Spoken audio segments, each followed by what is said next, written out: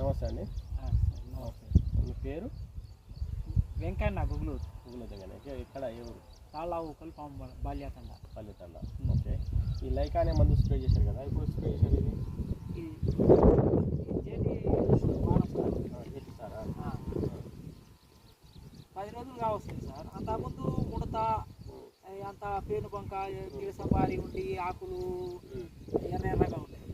అప్పటి నుంచి ఇది కొట్టిన కాడ నుంచి తేటగా అయింది. నీళ్లు తడిసి కొట్టినాం, చాలా బాగా రిజల్ట్ వచ్చింది. లైకా ఎప్పుడు స్ప్రే చేశారు? లైకా ఈరోజే స్ప్రే చేసాం. మేము అనుకోలేదు కానీ సన్న పురుగు ఉంటే పురుగు కూడా వస్తుంది. ఇక్కడ పురుగు కూడా పోయింది. పురుగు కూడా పోతుంది, అన్నిటికి పని చేస్తుంది. దోమ ఇదే ఇలాంటిది మొత్తం పేరు మీద అయితే తేటగానే ఉంది. నల్లి దోమ అన్నిటికీ పని చేస్తుంది కదా. బాగుందా? చాలా చాలా బాగుంది. వేరే రైతులు స్ప్రే చేసుకోవచ్చా? చేసుకోవచ్చు. ఓకేనండి, థ్యాంక్ యూ. ఇది ఎక్కడి నుంచి తీసుకొచ్చారు? ఈ భాషా గారి కాడ నుంచే తెస్తున్నాం.